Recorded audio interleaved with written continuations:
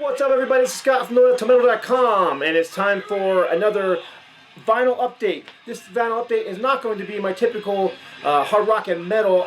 Rather, it's going to be an all classic rock update. And this is all records I've received in the last 2 months or so. Yeah, it's mostly all just classic rock stuff, you know. Some of it would fit into the hard rock stuff, but most of it's just your classic rock. Before that, I want to start off on a serious note and share with you guys that yeah, home taping is killing music. So, you know, you guys really need to cool it with the home taping because we don't want to kill the music, right? Right. So, what's playing in the background? Vancouver Seeds 2. This is a compilation, Canadian compilation, obviously, from C-Fox, and this was all live tracks put together to raise money for the local children's hospital. And there's Kick-Axe and Jim Burns and Hit Pins. Excuse me. And there's at least 2 tracks on here from Kick-Axe that are just fantastic. But also, I really like the Jim Burns stuff too, more blues-based as opposed to the hard rock of Kick-Axe. But anyhow, that's what's playing in the background. And this was actually one of those records that came in the box from Blackmore Rules. I showed a huge box of CDs and stuff from Blackmore Rules, and this is one of the records that came in that package that I said I'd share at a later date. Excuse me. So we got the Guess Who, American Woman. This is a classic. I'm sure everybody knows this one. It's got a couple of huge hits on here, and obviously American Woman, which has been covered a million times over. But No Time is also on here, which is also another big Guess Who classic. Another Canadian band. Guess Who? This one was cool. I've actually owned this one forever and ever. I've owned it since I was a kid. California Jam 2. And this one actually would have fit in my hard rock heavy metal update, but this is another one that came from Blackmore Rules, and what's cool about this edition of it is this is the Canadian version of it. Now the cover art and the gatefold, everything looks pretty similar to me, other than it says contains 2 discs right there. But what's interesting about it is I've never seen one with picture sleeves. So I checked out on Discogs, and it looks like the Canadian version, or so I saw, is the only edition to feature the picture sleeves. The U.S. version only came with white sleeves. There's Aerosmith on stage there, and here's, either setting up or breaking down the stage. Very cool addition to my collection. I'm a huge fan of Nugent and Frank Marino and Aerosmith, and those are all featured here, as well as Heart and Rubicon and some others. Dave Mason, Santana. But yeah, Aerosmith were the headliners of this show. Most people say that Ted Nugent stole the show. He was fantastic. Either way, fantastic record release, 2 album sets. I'm really happy to have it in my collection. I've never seen like a picture sleeve, so it was kind of nice to get that one. And another Canadian band, Moxie. Yeah, this is another Canadian band I was just really unfamiliar with until I started talking with some people on, in the VC from Canada, SMF Captain Howdy, John, and who else was out there I was talking to about it? Brother Lee, and of course Blackmore Rules, who sent me this Moxie record. This is their very first album on the Polydor label. And cover's got a little wear, but the vinyl's in great shape. And yeah, Moxie, just classic hard rock. And I'm trying to remember the what's his name was on guitar from Deep Purple. John Mineston, I can't remember his name on the top of my head right now. Hang on a second, I gotta look. I can't wait, gotta look. Tommy Bolin. Yeah, Tommy Bolin actually was in the studio recording one of his albums, and I guess headed off with Moxie. Ended up playing some guitar on this record, quite a bit of guitar on this record, from what I understand. So first Moxie record, and then this one also came from Blackmore Rules. Moxie 2. More of the same as the first album. Maybe a little mellower, but still a very good album. I quite like it. Also on the Polydor label.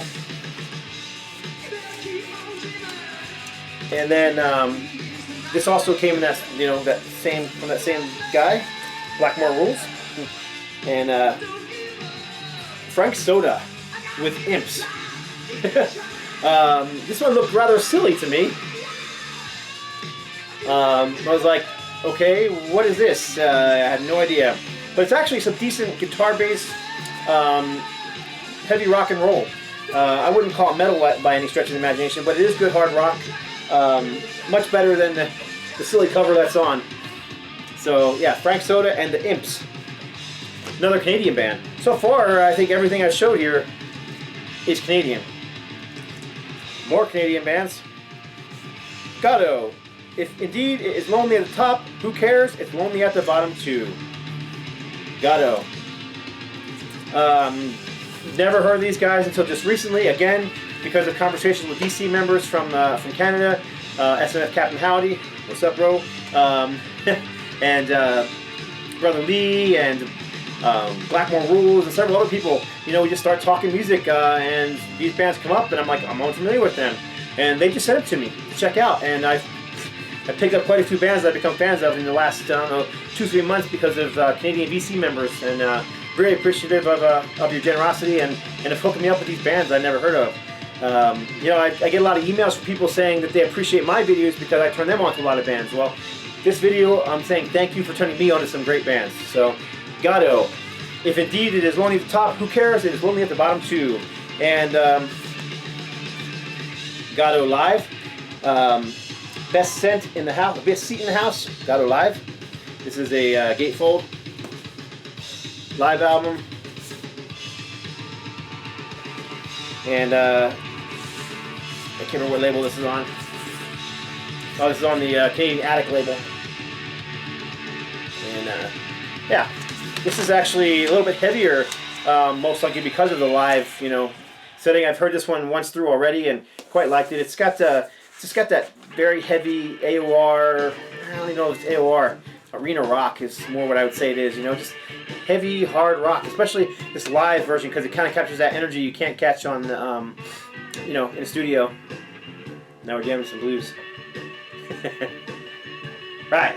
All right. This next one was I'm gonna call it a Christmas gift because it came out around Christmas from my good, well, I'm gonna say my good friend, but she's actually my cousin from Tennessee, and well, she doesn't live in Tennessee anymore, but you know she's usually from Tennessee, so she'll always be my cousin from Tennessee, Tina, and she hooked me up with a copy of Jimi Hendrix Live at Monterey. Huge Hendrix fan, love anything Hendrix puts out. This here is a legendary show, though. This is the concert Monterey Pop, where you know Jimi Hendrix and the Who were fighting about who was going to follow who, because neither band wanted to follow the other in fear that, you know, they wouldn't be able to top it. And of course, the Who ended up winning. They went first. Hendrix went second. The Who put on a legendary performance as well, destroying all their instruments on stage. And of course, well, Jimi Hendrix went on second, had to top it. So what did he do? Set his guitar on fire.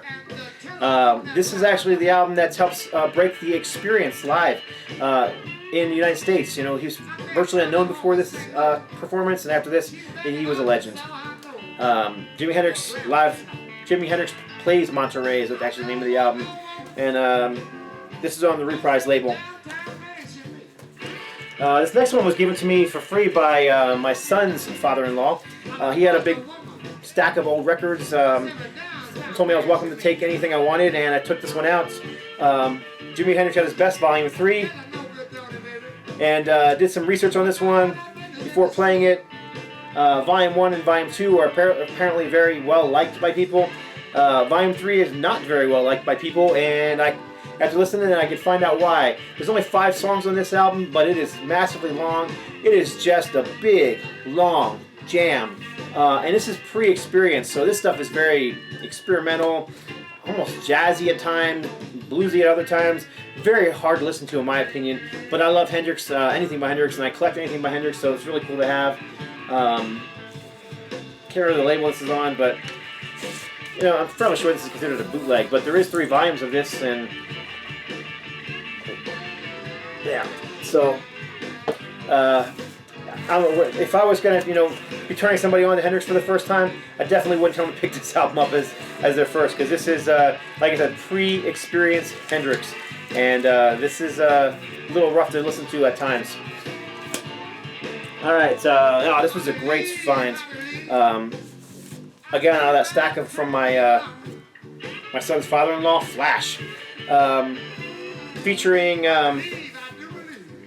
Yeah, there's the man. From Yes. And, hang on a second here. I'm trying to remember the year this came out. 1972. And, and this is, Peter Banks, after he left Yes, formed this band. And that's Peter Banks in the photo right there. And this is 1972, and this is great prog rock. Kind of in the lines of Yes. I mean, I do hear some Yes on here. Starcastle, a little bit of King Crimson maybe, but really it's got its own sound. It's just fantastic 70s prog rock. And, well, the cover is, a little bit sexy, I guess. But, yeah, the cover aside, it's still a great album. I believe this was their second album. So I'm going to keep an eye out for more from those guys because I really enjoyed that one. One that everybody's going to be familiar with, Live Cream. Of course, we lost Jack Bruce in 2014. Eric Clapton. Yeah, classic album, classic live album. One I just didn't have in my collection, and now I do. Not a band I'm a huge fan of, but I do like some of their early stuff. Damn, my nose is driving me nuts today. Allergies. Journey, Captured. And this is the Gatefold album. This is, pre-sappy high school dance ballad Journey. And this one comes with a giant poster, which was inside here.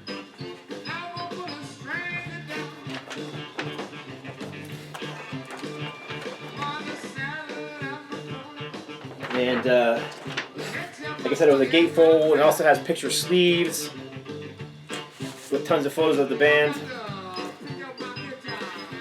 And I like Journey, but I really like the early Journey stuff. I don't know, as the 80s started going on, they started just getting too poppy, too sappy for me. I don't know. I'm not even sure how to explain it, what it is I don't like as much about the later stuff as I do with this stuff. But yeah, this is pretty heavy for Journey. And of course, it's also because it's recorded live, so you kind of capture that energy, that raw energy that you can't capture on a record, a studio record.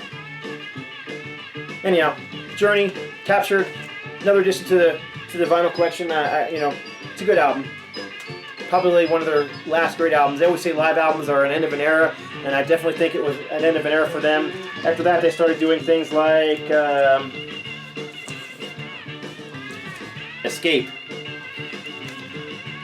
There's a few good songs on this one, but overall, this is just a little bit too poppy for my tastes. I don't hate it. It just reminds me of high school dances when I was in school. That's what it reminds me of, and just not something I would go and pull out intentionally listen to. But this was given to me for free along with that other Journey record, and I'll add it to the Journey collection. Cover art's fantastic on this one, but songs like Open Arms and that kind of stuff, it's just not my thing. Honestly, I think it was the switching keyboard players. Once they switched keyboard players, they just seemed, was Greg Rowley, is that his name, the original keyboard player? And after that, it just got a little bit too 80s poppy for me. But anyhow, Journey, classic band. I love their first 3 records before Steve Perry. I love the 3 records that followed with Steve Perry and the live album. Everything after that, there's some things I like. They're just not my favorite band. So we'll just leave it at that. This is a cool find. Cover's a little beat up, but I've never owned this one, so I actually haven't had a chance to play this one yet, but I'm a huge fan of this guy's guitar playing and his vocals. This is Phil Keaggy. And this is the Love Broke Through album on, I think it's on Word, New Song. It's on New Song. Has a picture sleeve, which is a little beat up, but and then here's the insert, which is also a little beat up. And the vinyl, which is filthy, but I'm going to have to clean it and see how... It looks more filthy than scratched up to me, so actually the vinyl might be in really good condition, and I may just have to find me another copy to replace this one, because if it's as good as I think it's going to be, because I like everything else Phil Keaggy does, I'm going to want a better copy. It's just the way it is. Alright, Rolling Stones, Beggar's Banquet. I do like some Stones. I'm not the biggest Stones fan in the world, but I do like some Stones. This one was, give it to me for free out of that same collection of albums. And so I saw this one, pulled it out. It's a classic Stones album. I mean, there's not much else to say about it. It's in really good shape, other than being a little dusty on the London label. Pretty clean.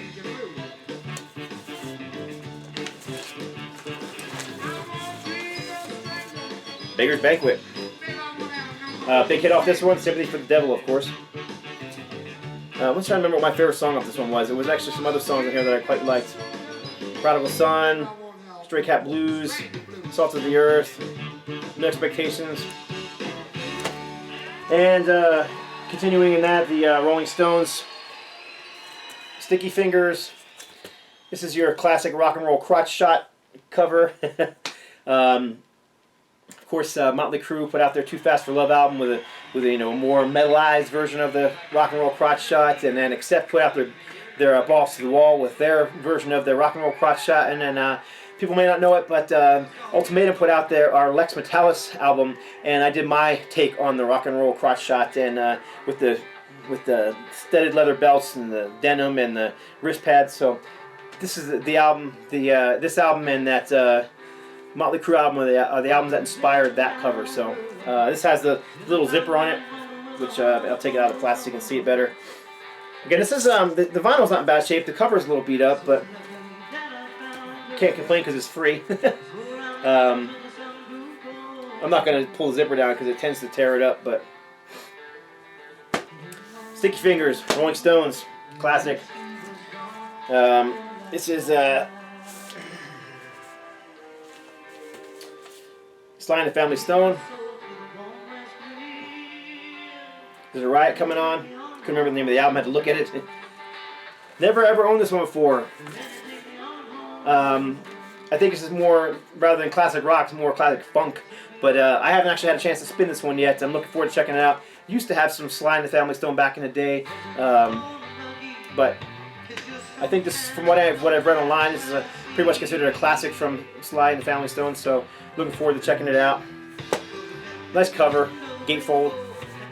If I didn't already show that. Yeah. So I got quite a few to go, so I'm going to keep on running here. This one was cool. Not a huge fan of this band. I didn't know a whole lot about them other than a few of their hits, but Rare Earth. And this is their In Concert record, and it's kind of in this backpack looking thing with the flap on the front. But I mean, these guys have a ton of hits.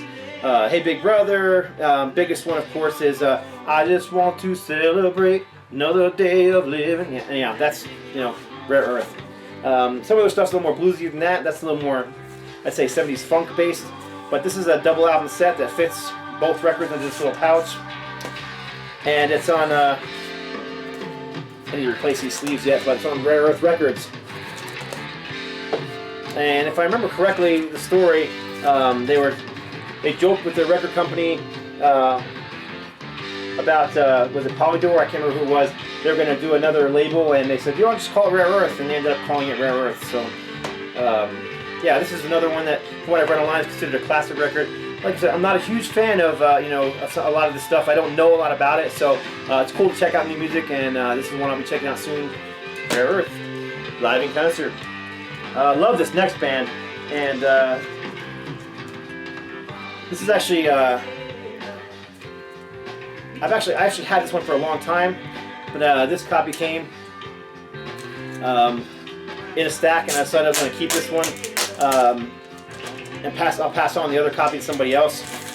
But this is the Rare Steppenwolf 7. Killer artwork. I've always loved the cover on that one. Fairly heavy record for this time, for John Kane and Steppenwolf anyhow. I'm not going to say it's heavy metal. Proto metal maybe. It's just rock and roll. And it's good stuff. And it doesn't have all the hits on it, so it hasn't been overplayed, Still a great record. And then continuing on, Steppenwolf at Your Birthday Party. This one has a die-cut sleeve. So it's a gatefold with a die-cut sleeve.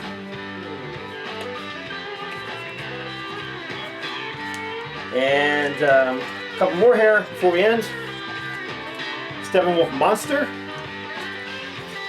I'll take this one out of the sleeve as well. This, I believe, this one also is a gatefold.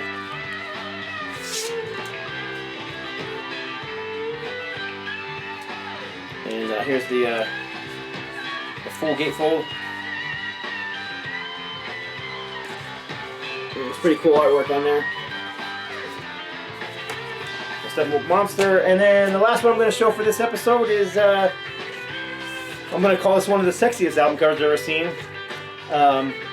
Soundtrack to Candy, with music from The Byrds, the Steppenwolf, and David Grun, I believe it is. Grusin. David Grusin. I don't know if it's a score or the music. I haven't actually played this one yet, but yeah, it's got Steppenwolf, The Byrds, and then David Grusin. And like I said, that album cover, very sexy. Very pretty woman on there. And I haven't actually given this one a spin yet. I'm looking forward to checking it out. I think it's just from 1969, 1970. But this is one I saw in that stack of records that my son's father-in-law said that I could have, so I took it. And that's actually only a small portion of what he had. He had a stack about this big of vinyl, and I gave my son a big chunk of it because it's his father-in-law, and I thought he would enjoy a lot of that stuff even more so than I would. So, well, that's it. Oh, actually, I do have one more to show. And this is actually pretty exciting record. This is Status Quo, and this is a 3-album box set. And I'm new to Quo and just getting into them. This box set is an awesome way to check them out because it's chronological order. The first 2 records are just like one song off each album. And it comes with these little round sleeves. Oh, by the way, the box set is called From the Makers Of. I believe it's from 1970. I'm gonna guess 72, 74, somewhere in that area. So it features a lot of their early 60s, early 70s stuff. Not really something I would call hard rock, just straight up rock and roll. Their early stuff really kind of reminds me of that whole British Invasion style of music, you know. Paul Revere and the Raiders and the Yardbirds, and even like Dave Clark 5 and stuff like that. It's kind of what the early Status Quo stuff sounds like to me. And then the third record is recorded live. And it's an entire, I think it's an entire show. It's only 10 songs, so it may not be the full show, but live at the NEC. And let's see, when was this box set put out? Oh, 82, I was way off on the year. This is 82. So yeah, this stuff goes all the way up to 1982. And I guess there was a couple different versions of this. I guess there was another edition that was in a blue tin can that looks kind of like this thing. But yeah, this was a great gift from Blackmore Rules. Glad to have it because, like I said, I'm just getting into Status Quo. I'm kind of new to the band, so great way to introduce yourself with a compilation like that is so massive with so much material on it. So that's it. Classic rock vinyl update. My next vinyl update should be an all metal and hard rock episode, and that will hopefully coming in a week or two. And for now, that's it. So hope you enjoyed it. God bless. Stay strong.